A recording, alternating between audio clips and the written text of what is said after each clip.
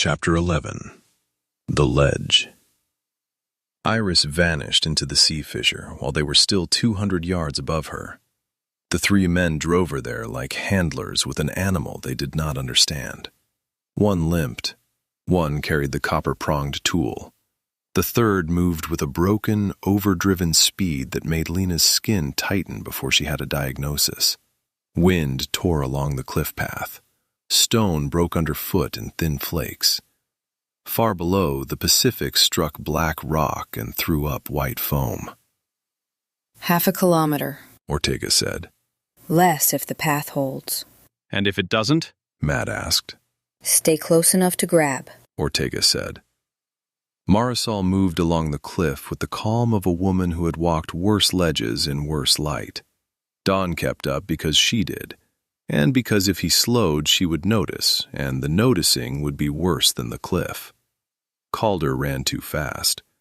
Ortega caught his harness from behind and yanked him back before the ledge narrowed to a blade.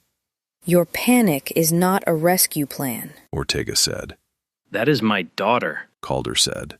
"Then stop giving the men behind her your mistakes," Ortega said. Calder looked as if the words had struck bone.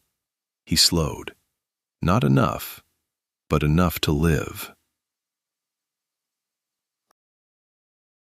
The old survey descent waited below a rusted anchor ring.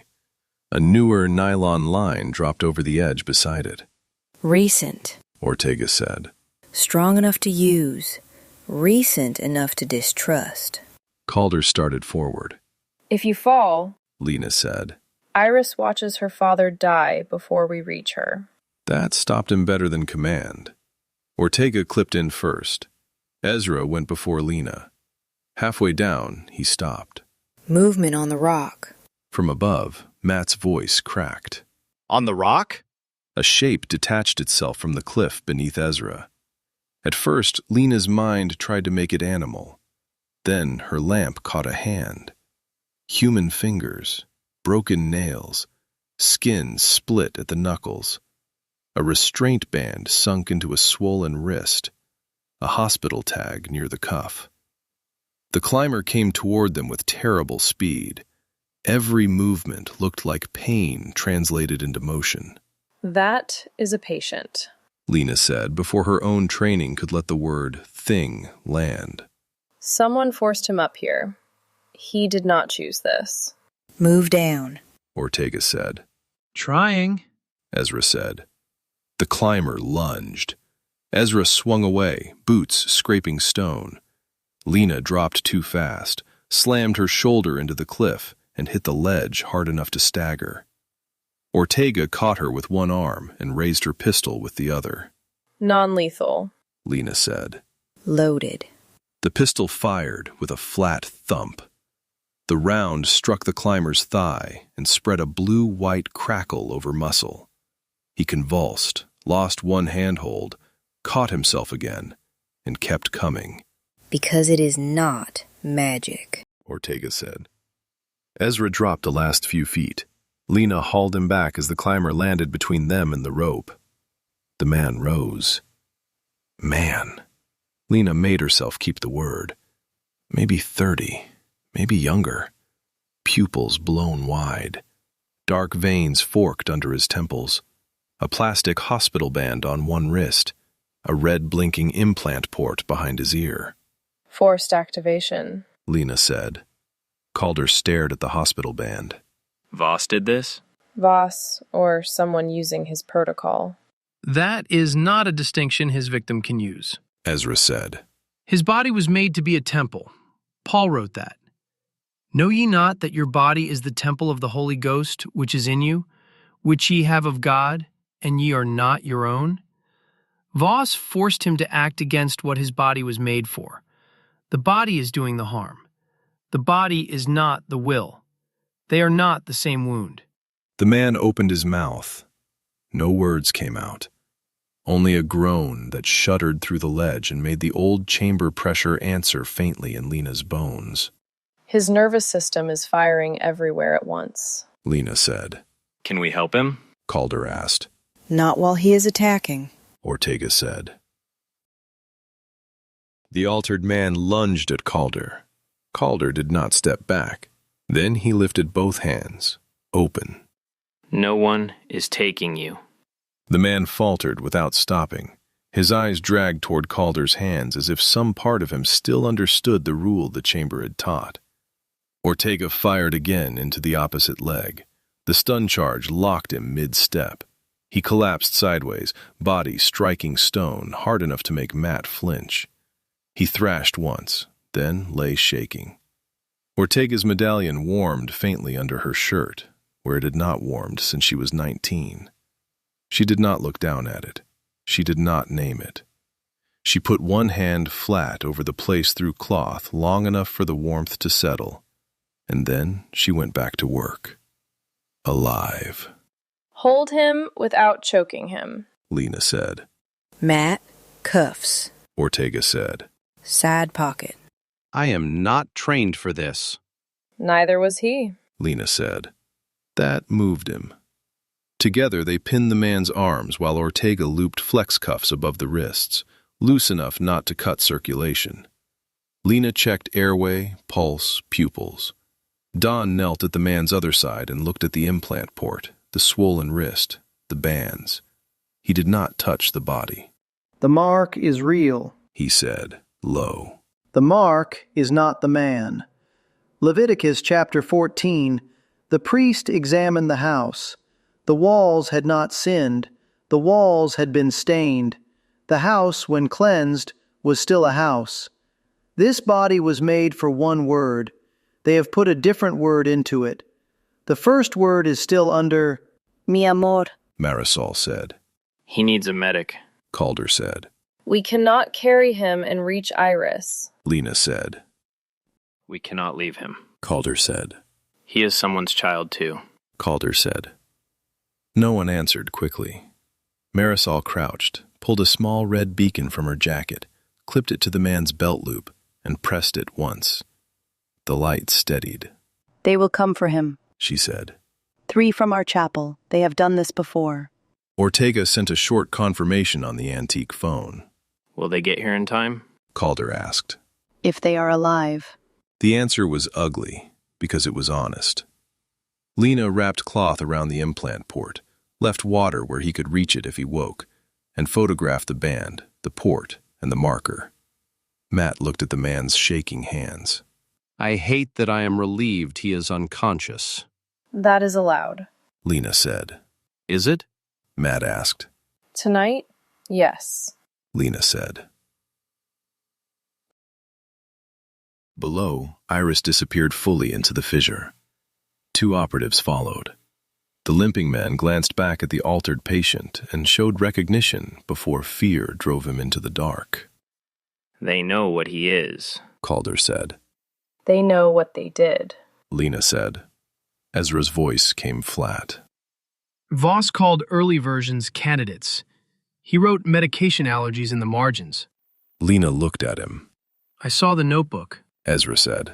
That does not make it better. Lena said. No. Ezra said. The altered man moaned. Lena turned back once. Wanting to do more did not make it possible. Ezra stood beside her, sleeve brushing hers. Leaving him alive is not nothing. Ezra said. It is not enough. Lena said. No. He did not try to improve the answer. The fissure waited below them, beside the split black pillar. A vertical seam in the cliff, water breathing in and out of it with the tide. Calder reached it first and stopped so suddenly Lena nearly struck his back. At the entrance, someone had scratched the spiral and the open hand into wet stone. Under it, in smaller marks, Iris had drawn a crooked arrow inward. She wants us to follow, Calder said. Or she wants us to know where she was taken. Ortega said. Same outcome. Lena said. Different amount of blame. Ezra stood at the mouth of the fissure and went too still. Ezra? When my brother died, I kept waiting for certainty. He said. The words seemed pulled out of him by the dark. A sign, a clean answer, something that would tell me staying beside him mattered. Lena did not touch him. Not here. Not with the chamber listening. It never came. Ezra said. You stayed anyway. Yes. Then maybe that was the answer. His face shifted toward motion, not healed or solved. I stopped waiting for certainty. He said. Faith had to limp after that. Faith in what? Calder asked. In Christ. Ezra said. Not in explanations. I still believe he saves. I am less obedient about letting him be Lord. The fissure breathed cold salt over them. Ortega checked the dark. The theology can keep walking. So they stepped inside with empty palms, loaded weapons, and no clean certainty at all. Chapter 12. The Basin. Iris hid behind the split black pillar and tried not to cough. The salt in the air had dried her throat until every breath scratched. Her sweatshirt sleeve was torn, and the skin under one shoe had rubbed raw. That bothered her more than it should have, and she hated that too, because there were men in the cavern, and one of them had blood on his mouth. The hurt man lay beside a pool with both hands over his ears. He was not asleep. He was trying not to hear. Get up, the man with the copper tool said. The hurt man made a sound Iris felt in the stone. The tool man stepped toward him. Iris almost shouted. Almost. Shouting made adults look where you were. Shouting also made frightened men hit harder. Iris pressed 2 fingers to her chest the way the old marks had shown. Spiral, line, palm, breath. The sound stayed locked behind her teeth. She went down there, another man said. Iris did not move. She had not gone down there. She had left one footprint in the wet dust, then crossed behind the pillar where the glow thinned. Adults always looked where fear pointed. She scratched a small arrow into the stone with a shell edge, then covered half of it with mud so Lena would have to look twice. Lena looked twice. Iris knew that already. The tool man hissed something low and dragged the hurt man by the shoulder. Pain is instruction, he said. Iris thought of saying, no, it isn't. Pain is pain. She stayed quiet. Footsteps entered the fissure behind them. Not the same footsteps. Her father was one of them. She knew his before she heard his voice. Too heavy, too fast, always coming like love had to arrive with both hands full. Lena's steps were different. Careful, angry, counting. Iris closed her eyes. Please be smart, she thought. She did not know who she was praying to. Maybe God. Maybe the stone. She hoped God did not mind that the thought was messy. On the ridge above the fissure, Voss watched the basin through a feed that broke every time the ocean breathed. The picture was poor. The data was not. One patient lay beside the pool with both hands over his ears. Another signal, smaller and cleaner, hid behind the split pillar. Iris Vance, 12 years old, refusal intact. Basin subject destabilizing, his assistant said. Voss read the name on the clipped file before he touched the control. Mateo Rojas. Adult onset tremor, external bridge trial, verbal consent preserved in the clean record and contradicted in the private one.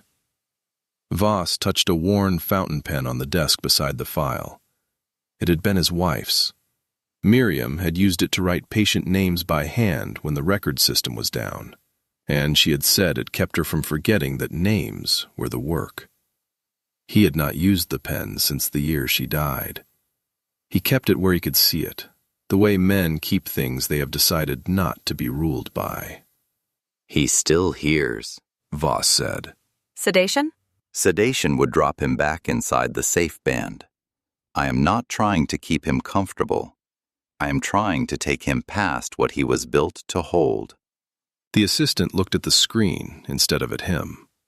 Voss increased the trigger by 1 mark. In the basin feed, Mateo curled harder around his own skull. The sound he made bent the water in the pools. Doctor, His body wants to stay where it is safe, Voss said. I am only refusing to leave him inside a limit that would have buried him.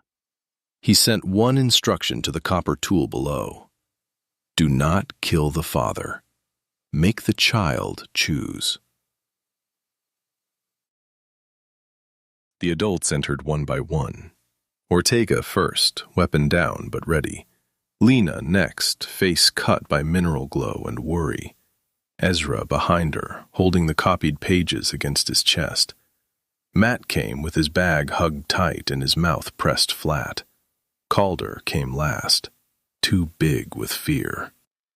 Don and Marisol slipped in behind him, Marisol with one hand on Don's elbow, as if walking him into a room where she had already counted the exits. Iris stayed hidden. The fissure opened into a cavern where mineral veins crossed the ceiling and pools shivered whenever the ocean struck hidden openings. The shape of the place mattered now. A central stone platform stood inside a ring of tidal pools, 8 yards of water and cut channels between dry stone and the platform. Iris was behind the split black pillar at the platform's edge, hidden but close. The hurt man lay beside one of the pools. The tool man stood over him. Voss watched all of it through a feed from a ridge above the cliff line, out of reach and out of sight. The voice from the lower root still belonged to the dark below the basin, not to this room. The only exit the team had used was the fissure behind them. The only exit not yet found was the low arch beyond Iris, half swallowed by shadow. Matt lifted his recorder. Subaudible pressure, Matt said. mostly. Spikes where the water chambers connect. Useful translation? Lena said. The room returns more of what enters it. Like ink on a hymn page. Don said, half to Marisol and half to the cavern. The hymn was there first. The hymn is there now. The ink is louder for a season. Knowledge puffeth up, but charity edifieth. Paul. The men who built this room knew the hymn. They did not have the Raphael, pool. yes. Then enter less panic. Calder heard the word and flinched as if it had been his name.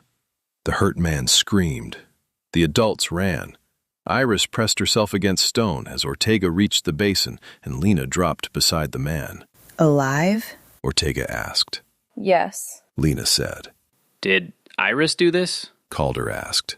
Lena looked at him sharply. Ask about injury, not blame. Calder's face changed. Is Iris hurt too? The correction mattered. It did not fix him. It mattered. Lena checked the man without touching the implant port behind his ear. His system is overloaded. Same port style as the climber. If he pushed her and she panicked, the chamber could have amplified both. Ezra looked toward the pillars. Iris? Iris almost answered him instead of her father. That seemed unfair, so she stepped out. Sweetheart. Calder said. Stop. He stopped, and the fact that he did made her knees shake. Dust streaked Iris's face. Her sleeve hung loose at one elbow. Her hair had risen in static fine wisps around her head. She kept one hand on the stone because the wall was not kind, but it was honest. It pushed when it pushed. People changed names for pushing. Lena saw the child first. Iris could tell.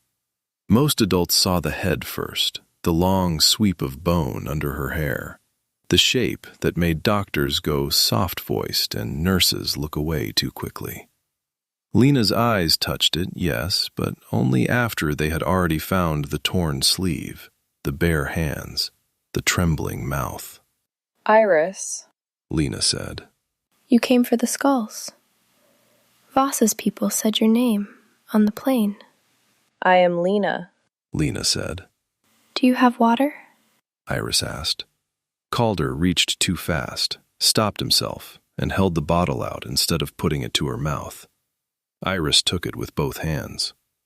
You looked at them like people. Iris said. Lena's throat moved. I tried to. You feel closer. Lena went still. Closer to what? Iris touched 2 fingers near her ear, not quite pointing at the shape of her skull. Not loud. Just closer.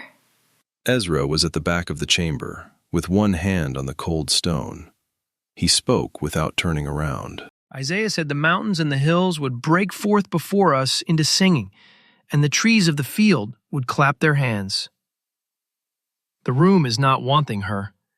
The room is doing what stone has been trying to do since the dawn. She hears it clearer than the rest of us because Voss tuned her body to register what stains the song. What presses toward her is not the room. The room would be silent if men had not stained it. Lena looked at Ezra, then at Iris. Then try with me, Lena said. I will. Iris, sweetheart, Calder said. come here. Iris looked at him. Love came first, then the memory of wires, then the awful work of deciding whether love was safe today. You brought them. Iris said. To help you. Calder said. You always say that when people put wires on me. Iris said. No wires. Calder said. You ask first? Iris asked. I ask first. Calder said. No carrying me? Iris asked. His mouth opened, and Lena watched him fight every father's instinct in his body. Not unless you need me.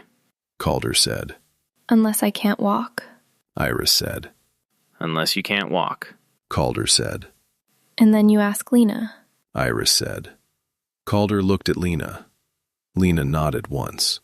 And then I ask Lena. Calder said. Iris drank, then wiped her mouth with the torn sleeve.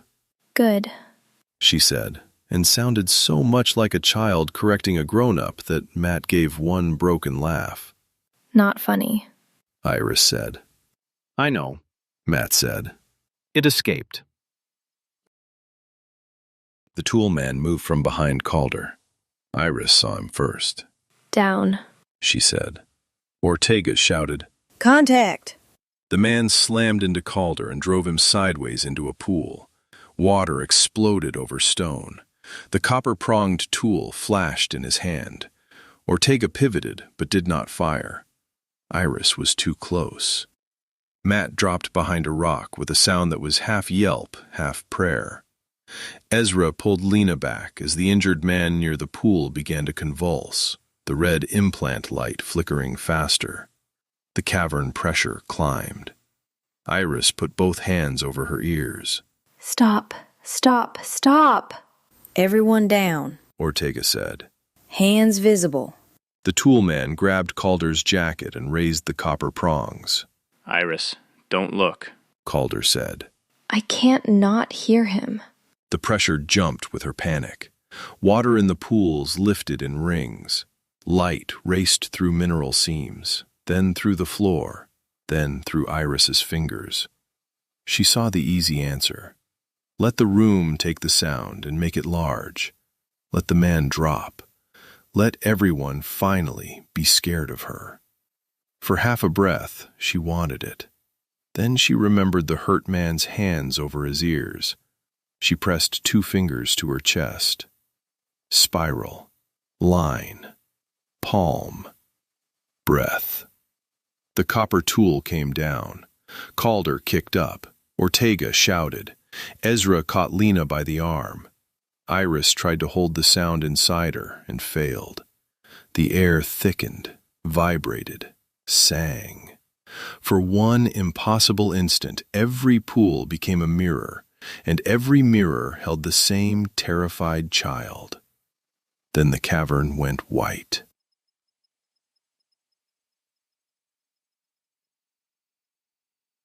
Chapter 13. The First Lie. The white light withdrew like a wave. Lena came back to the cavern floor with both hands braced on wet stone and the taste of metal in her mouth. Water dripped. Matt groaned. Calder dragged in air. Ortega forced herself upright with one hand on the wall. The 2 operatives lay unconscious near the pool. Iris was gone. Calder lurched toward the lower corridor. Lena caught his sleeve. Wait. He tore free. No. If you charge after her, this place may answer again.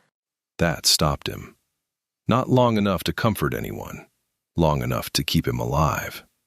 Matt sat up with the recorder still clutched in both hands. I am hearing color.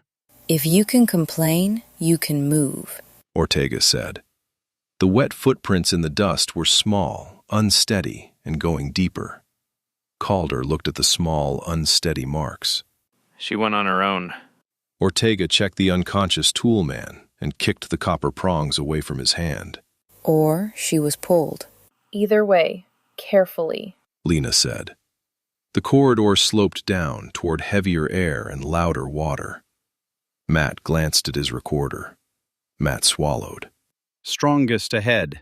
That is not comfort, Calder said. It was not meant to be, Matt said.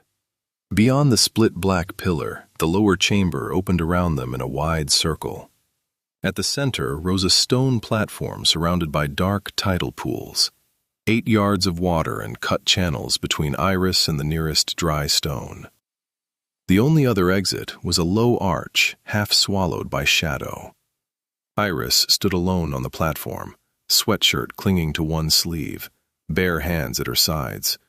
Her eyes shone faintly blue-white. The light made her look less powerful than exhausted by power. The water around her lifted in shallow ripples. Calder said, Iris. You shouldn't have come. She had a sticker stuck to one damp sleeve, half peeled away. A cartoon star with one eye missing. Lena stepped to the edge of the first pool. What is louder? Everybody wanting. Wanting what? Lena asked. Me to help. The words crossed the water and found every guilty person there. Calder closed his eyes. Ezra looked down. Ortega's grip shifted, then loosened on her weapon. Calder said, I want you alive. That is wanting too. I know, but I will not make you earn it, even if I get scared and sound stupid. You sound stupid a lot. Matt looked down and kept whatever he had been about to say to himself. For one breath, Iris looked 12. Then, the water rose. Matt watched the channels around the platform. The pools had begun to pull in one direction, then slap back against themselves. The water is wrong, he said. Under us. Is it asking? Lena asked. Iris shook her head, hard. No. This part is just water. That frightened Lena more than another mystery would have. The water reached her boots. Iris said, I thought it was me. It got big when I got scared. You were scared in a room built to repeat fear. That is not the same as causing the ocean. I still wanted them scared. Calder's face broke. Iris. Don't say my name like I broke. He swallowed the answer he wanted and found a smaller one. You didn't. The platform shook. On the ridge above the basin, dry and a kilometer back from the rising water, Voss watched the tide window turn red on his tablet. The ridge camera showed the rope bridge above the cliffs, still intact. The lower route schematic showed water entering places the surveyors had marked dry an hour ago. Between those two facts lay the route the child would have to choose if she survived her own mercy. Beside him, the remaining subject lay strapped to a rescue board with hospital tape and climbing line. Lower route, Voss said. Near enough to carry through stone, not near enough for rescue. The technician looked at the man once, then at the graph. The graph was easier to obey. A deep concussion moved beneath the stone. Water surged through floor channels and slammed across the entrance behind them. Matt jumped back. There is our way in. Then it is no longer our way out. Iris, come to me. Calder said. I can't. Iris said. Yes, you can, Calder said. Daddy, I can't make my body move. That changed everything. Lena stepped into the water. Lena, Ezra said. she said she can't walk. Calder understood at the same time Lena did. Unless I can't walk. And then you ask Lena. Can I come to you? Calder called. Iris trembled. The water reached Lena's calves. Lena said, Ask her. Calder looked at Iris across the water. Can I come? Slow. Iris said. Slow. Hands where I can see. Calder raised both hands and stepped into the water. The platform cracked around Iris. Pale light rose through the lines. The water drained from the cracks as if something below had inhaled. Iris screamed. The floor. Move! Ortega shouted. The crack widened between Calder and the platform, splitting the dry lip from the central stone. Lena grabbed Calder's jacket and hauled him back before the edge gave way. He fought her for half a second. Then the stone fell. A black fissure opened through the center of the chamber, swallowing water, light, and the last clean explanation in the world. The stone is doing what stone does, Dawn said, half to the dark, half to Marisol. The stone did not choose this. The men who taught it the wrong word did. The stone is still under... Raphael. Yes. Iris knelt on the platform, shaking, hands pressed to the stone as if she could hold the world shut. What is down there? Calder asked. Her voice was almost gone. The older room. Ezra looked into the dark. The archive. Iris shook her head. Not now. Water first. The floor answered with a boom from somewhere below them. Not vibration. Weight. Matt lifted his recorder toward the lower corridor. His face changed before the numbers could mean anything useful. That is water. We are standing in water. No, that is the ocean getting into a place the ocean was not in a minute ago. A second boom moved through the chamber. The tidal pools around the platform lifted as one body, then slapped hard against the cut channels. The low arch beyond Iris breathed salt mist and went dark. Ortega looked once, understood, and did not waste the understanding. Tonight's tide window. Swell is closing the lower route. How fast? Calder asked. Fast enough. Iris pressed both hands harder to the stone. Everything is pulling downward. Then we go up, Ortega said. Calder looked across the broken lip between himself and the platform. 3 wet stones still bridged the gap, each no wider than a boot and slick with water draining toward the throat. Iris, can I come to you? Slow. Hands where you can see? She nodded. He moved across the wet stones like a man learning every inch of his body under judgment. Lena stood on the chamber lip behind him. Ezra braced one knee against a rib of stone at her side. Ortega planted herself behind both of them, boots set wide in the water. Calder reached the second stone before the chamber shook again. Water shoved through a side channel and took his footing. Ezra caught the back of Calder's jacket. Lena caught Ezra by the belt. Ortega caught Lena. Matt grabbed Ortega's harness with both hands and pulled so hard a seam tore in his glove. For one humiliating second, Calder was not rescuing anyone. He was being held. Iris saw it. Daddy, push! The word reached him better than terror. Calder pushed from the second stone toward the platform edge. They hauled him across the last gap and onto the platform. He did not grab Iris until she reached for him. Can I carry you?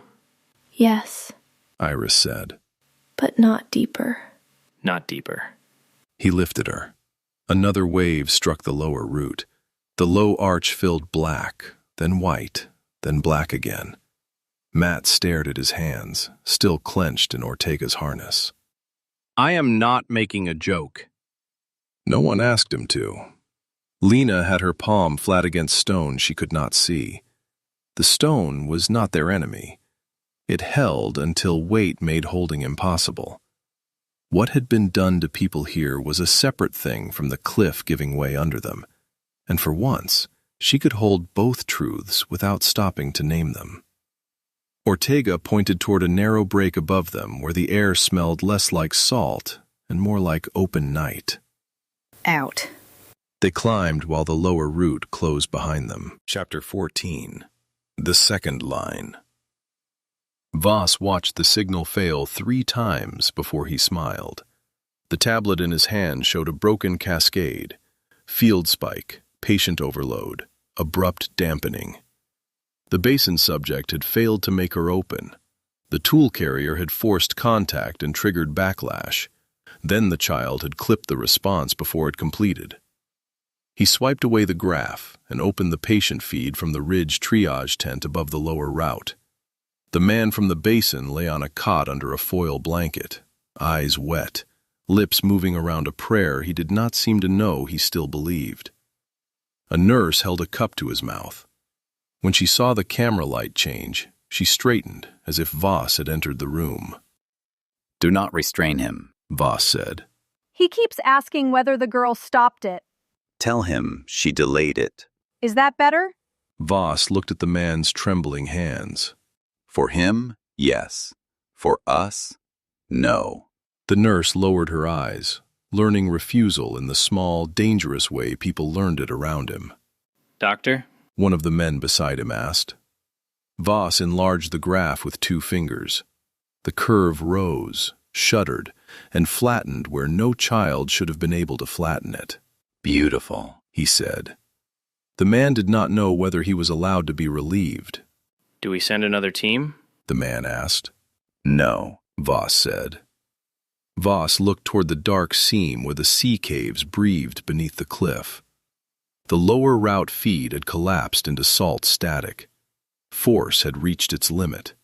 Fear made the chamber unstable. Compassion made cleaner openings. On the ridge camera, the rope bridge hung across the chasm in a pale line. "They will surface above the tide," Voss said. "If they do." "Let them commit to the bridge." The man swallowed. "With the projector?" "Not to kill them," Voss said. "To let her show us what refusal can hold." "And the father?" "Fathers are levers," Voss said. "But this one has begun noticing the hinge. Use the girl." The man swallowed again. Voss looked back at the graph. "She wants to say no. Give her something holy to say yes to." The crack spat them onto a shelf of open stone above the sea, and for several seconds the world was too large to understand. Cold air, salt wind, a black ocean shouldering itself against the cliffs below, a clouded strip of sky with no sunrise in it yet. Wet clothes stuck to skin, grit bit under hands. The lower route coughed mist whenever a wave drove into it, then choked silent as tonight's tide sealed it again.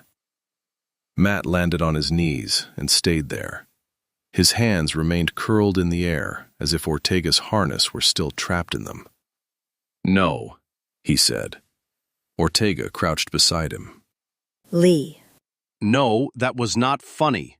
I was pulling and my hands were wet and I could feel the straps sliding. I kept thinking, close your fingers, just close your fingers. Like that is a thing you can order a body to do after a night of impossible rooms and people trying to kill us. And if I let go, she falls, or he falls, or everybody falls because my hand decides it is done being a hand." His breath caught hard enough to hurt. "I am not making a joke. I do not know how to make a joke right now." No one answered too quickly. Ortega pried one finger open, then another. Then don't, she said. Matt nodded once, more reflex than agreement. Can you stand? Ortega asked. "I don't know," Matt said. Find out, Ortega said. He hated her for half a second. Then he stood. Iris sat with her back against Calder's chest and both hands tucked under his jacket. She had lost one sock and seemed more offended by that than by the scraped knees, the shaking, and the impossible dark below the platform. It was my left one, she said. We will find dry clothes, Calder said. I want that sock, Iris said. Calder closed his eyes for 1 second and held her carefully enough that she could leave if she wanted. Iris counted what still belonged to her. 1 sock, 1 torn sweatshirt, 2 hands that shook but answered when she told them to. Dad's jacket around her shoulders, heavy and too warm in one place and not warm enough in another.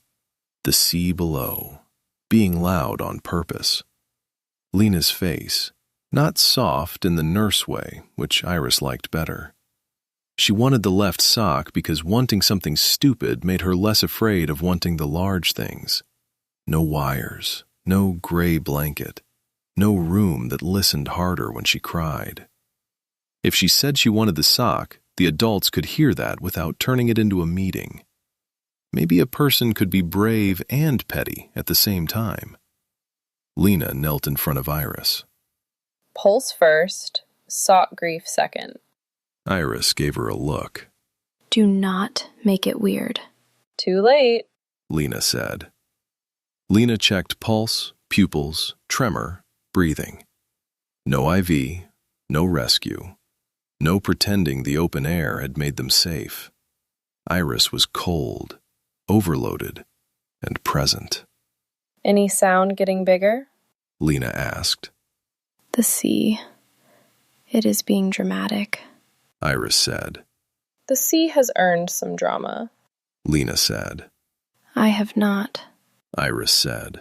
You have earned water, Lena said. Calder held out the bottle where she could see it before he brought it close. She nodded. He let her take it herself. Ortega watched the path in both directions. 5 minutes. That is not enough, Calder said. Correct. Ortega said. 10 if nothing moves. Ortega said. Less if I hear boots. No one decoded, measured, apologized, or improved anything for the first 30 seconds. The cliff gave them wind. The ocean gave them distance. A single gull tilted past at eye level and did not bother to scream. Marisol pulled a small tin from her jacket, popped a lid with her thumb, and passed it to Iris first. Inside, dried banana, salted bread, a folded scrap of cheese the size of a thumbnail. Eat, all of you. 2 minutes. We do not waste 2 minutes. Calder took a piece of bread without looking at it and ate because Marisol told him to. Matt accepted a banana slice in both hands like a chalice. Lena ate without tasting. Ezra ate slowly, watching the horizon.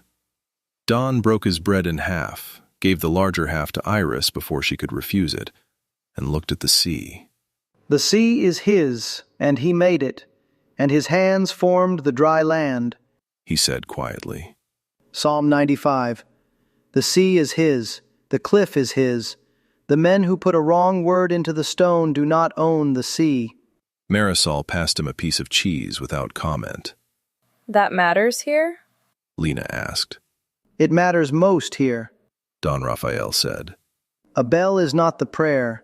A cave is not an angel. Created things can carry sound, warning, grief, even temptation. They do not become God because they vibrate. Matt swallowed the last of the banana. So when the walls answer sound, we are not calling that a spirit. No. Lena looked toward the drowned lower route. Resonance is mechanism, not authority. Don Raphael gave her a small nod. And mechanism without obedience is how men turn tools into idols. And the Holy Spirit? Lena asked. If every unseen influence becomes a spirit, theology turns into fog. The Holy Spirit is God, Don Raphael said. Not a current in stone, not a pressure you borrow. Holy means set apart, belonging to God.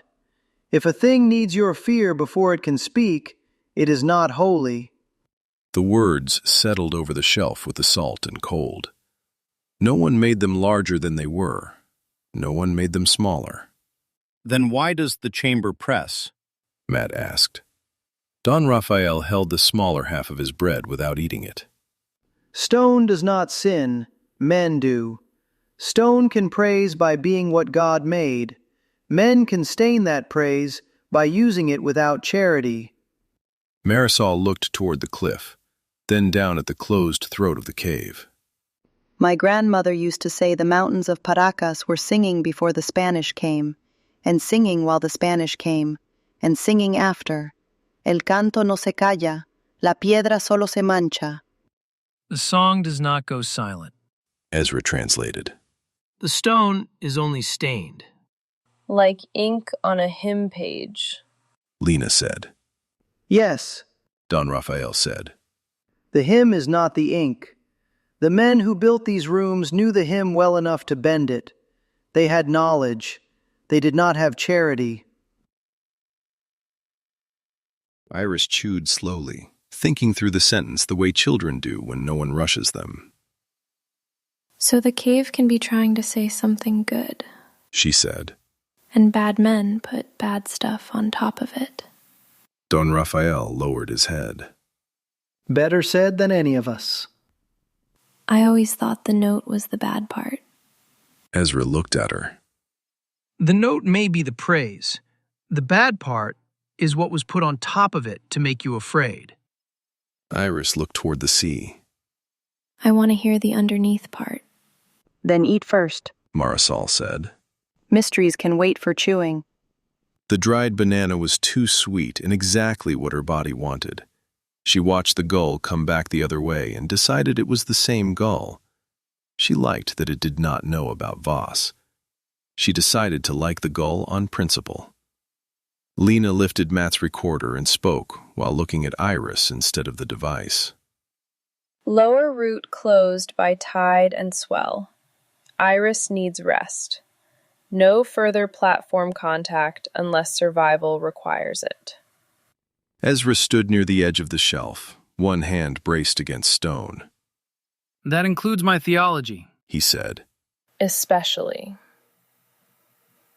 He accepted the rebuke without dressing it as humility. Lena found herself grateful for that, too.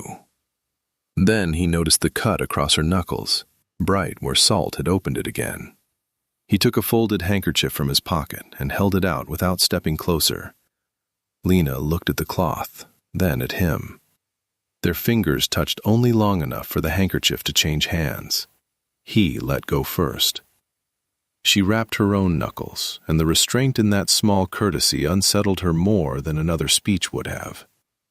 Then Lena turned the recorder back on. For survival, she said. These places return pressure. Iris can interrupt the path, but that does not make her equipment. Calder looked down at the child under his jacket. Say the last one again. She is not equipment, Lena said. Good. Iris murmured. Everybody write that down. For half a minute, they had ordinary bodies in ordinary air. Ezra kept looking at the lower path where the sea had taken the route. You are about to make it mean something, Lena said. Probably. He breathed in salt and cold and fear. The older Christian word is mystery, not an excuse. A thing too large to own. Convenient, Lena said. for people who benefit from things staying sealed. Yes, that is the danger. Below them, another wave struck the closed throat. Ezra crossed himself, slower this time, and less embarrassed. The gesture startled him more than the sea did. Father Dumont used to say that obedience often returned before feeling did, and Ezra had hated the sentence because it sounded like a man excusing emptiness. Now, with a child shivering under her father's jacket and the lower root drowned behind them, he understood only the practical edge of it. Do the faithful thing before fear drafts its argument.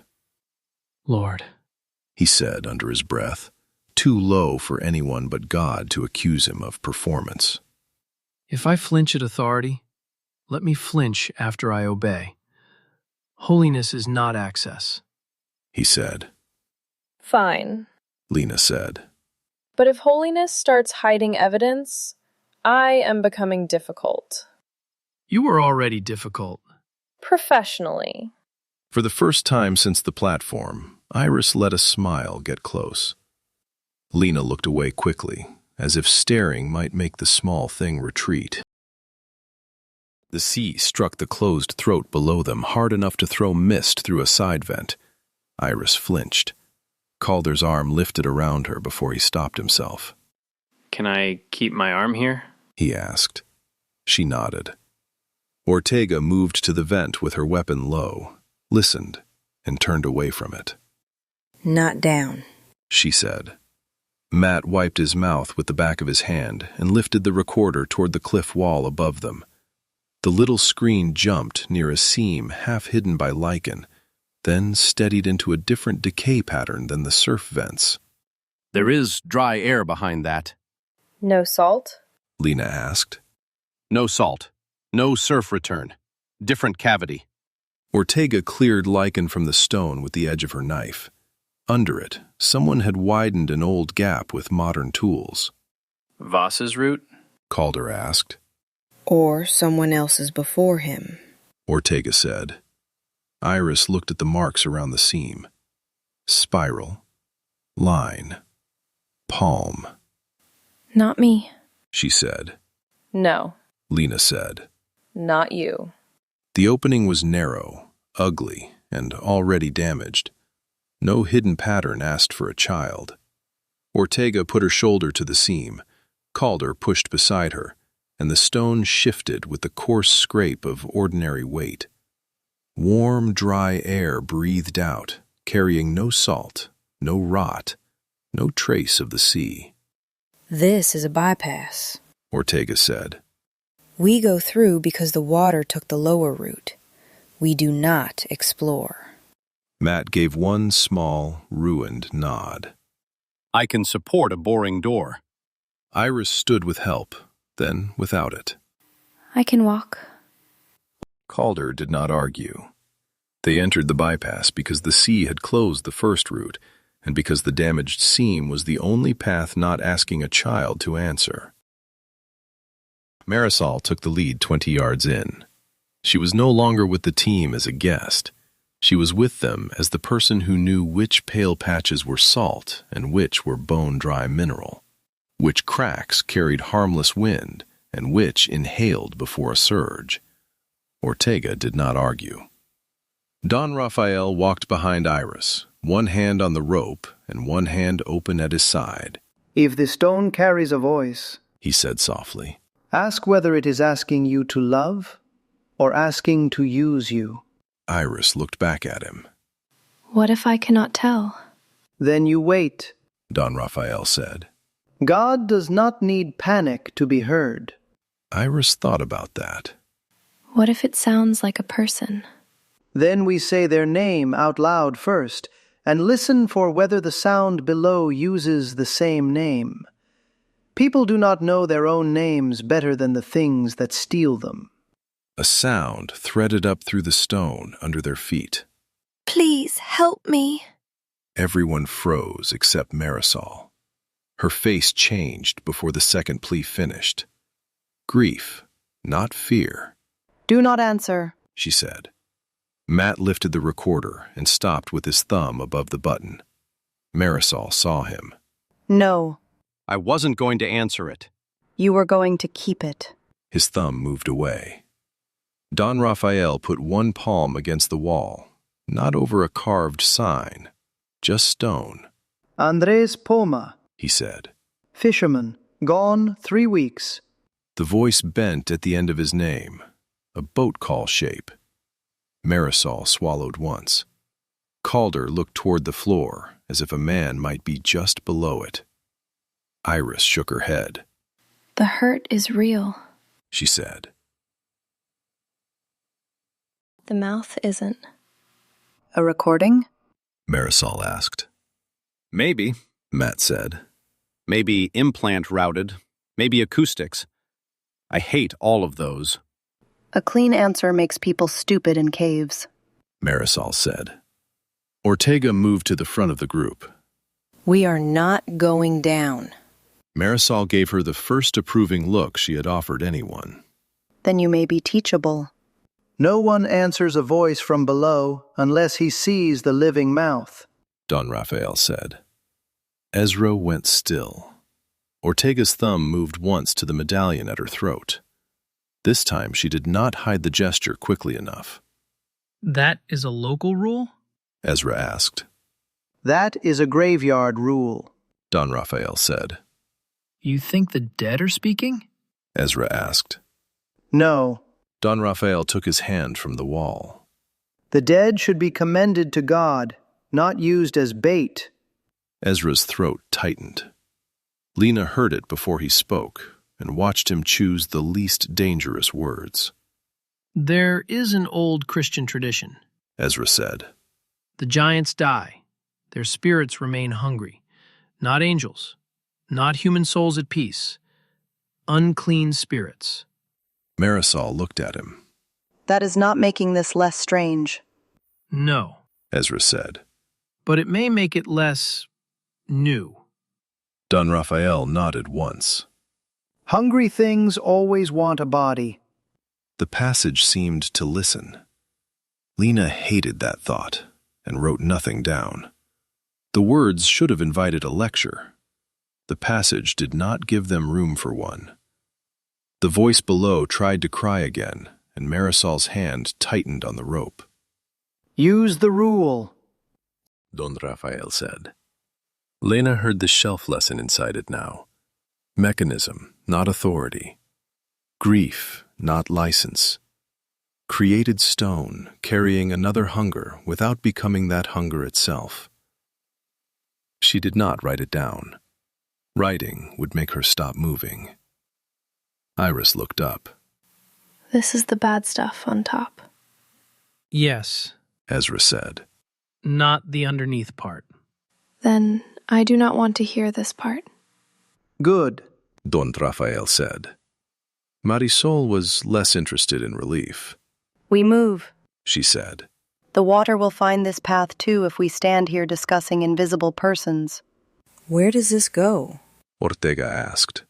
To the cut hall, Marisol said. then to the room old people told children not to name. We need that room. Lena said.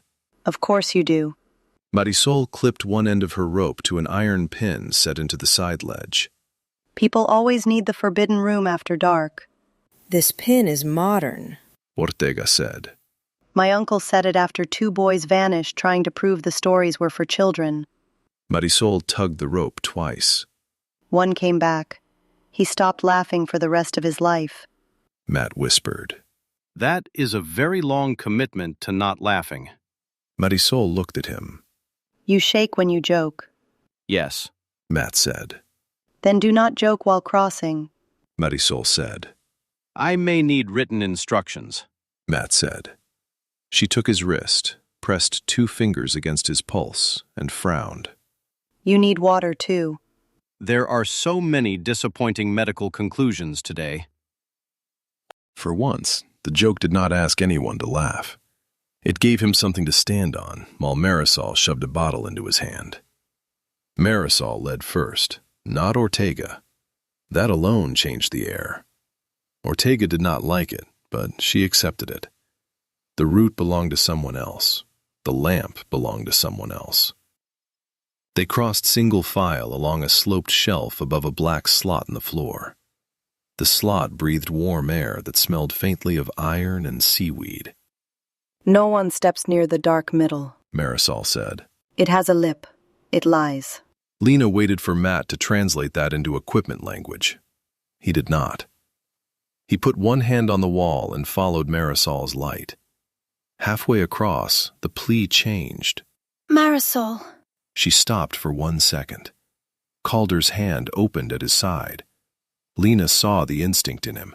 Go, help, spend whatever had to be spent. It was the same instinct that had made him dangerous in every room before this one. Only now he saw the hinge. He closed his hand around nothing. Lena stepped between Iris and the slot. Ortega shifted her aim down, not toward the voice, but toward any living thing that might come up using it. Matt lowered his recorder. Iris's face had gone paper white. It knows what hurts, Iris said. Marisol turned back to the root. Then it knows nothing special, Marisol said. Her voice did not break. That made it worse. They reached the far side without answering. The passage widened into a hall where the air no longer moved with the sea. Marisol's lamp found the black line across the floor first. Then carvings crowded on one side and thinned to disciplined quiet on the other. Palms, spirals, wave lines, long sweeps like sound caught in stone. Near the right wall, a modern drill scar cut through one carved spiral. Old resin hardened inside the groove. A strip of synthetic blue fiber clung to the edge. Marisol made a sound low in her throat, then said something in Spanish too fast for Lena to follow. She says they cut the dead, Ezra said softly. Lena lifted her camera. Permission? Don Raphael answered before Marisol could. You asked. That is a beginning. Lena photographed the scar, resin, fiber, threshold line, and stopped boot marks. Ortega read the floor fast. Entry team, 2, maybe 3. Cutting rig. Someone watching. Voss? Calder asked. Or someone trained by him. Marisol crouched near the resin without touching it. A workman from San Andres disappeared with a portable drill and a debt. He may not have run, Ortega said. Lena held medical tape from her own bag beside a pale adhesive scrap near the wall. Same hospital supply, not old. Matt recorded only after Marisol nodded. The voice below tried once more, smaller now because no one gave it the shape it wanted. Iris stood at the edge of the hall, exhausted, sockless on one foot, with Marisol's water bottle in both hands. It wants us to make it a person, Iris said. Don Raphael looked at her. It does. Don Raphael said. Andres was a person. Iris said. He was. Don Raphael said. This isn't him. No, it is not. Don Raphael said. She looked relieved that he had not made her say more. Marisol stood and pointed past the damaged spiral toward the left wall. There is a way around, not hidden, just ignored by people who love straight lines. We do not cross the black line? Ortega asked. Not here. Marisol said. Why? Ortega asked. Because the last person who did came out speaking with his mother's voice. Marisol said. Matt blinked. I withdraw every complaint about the sky door. Marisol found the first palm mark above shoulder height. Children find this faster than men. Because children are better? Iris asked. Because men look where men would put a handle. Iris considered that, and a small smile threatened. The third palm mark flexed. The first twisted after Marisol cleared grit from the groove with the edge of her sleeve. Don Raphael made everyone say their own name quietly before they entered. So if something answers with it, He said. You know it stole the sound. No one argued. The seam opened in the left wall. Warm, dry air moved out, older than the passage behind them and free of the sea. Marisol tied her rope to the last pin and gave the coil to Ortega. If the floor breathes, pull twice. If someone calls from below, pull once and keep walking. If I pull 3 times, run back even if your rich friend says the important room is close. Calder looked at her. Fair. Don Raphael stopped at the seam. This is where stories stop being warnings, He said. Lena looked past him into the dark. You are not coming? Only to the threshold. Marisol glanced at the old man, then at Ortega. I go until the path stops being a path. Ortega nodded once. That was the closest thing to trust the hour allowed. Iris stepped toward the seam. Calder did not reach for her. Lena did not hover. The lower voice called again, thin and furious now. Marisol's jaw tightened. Don Raphael bowed his head.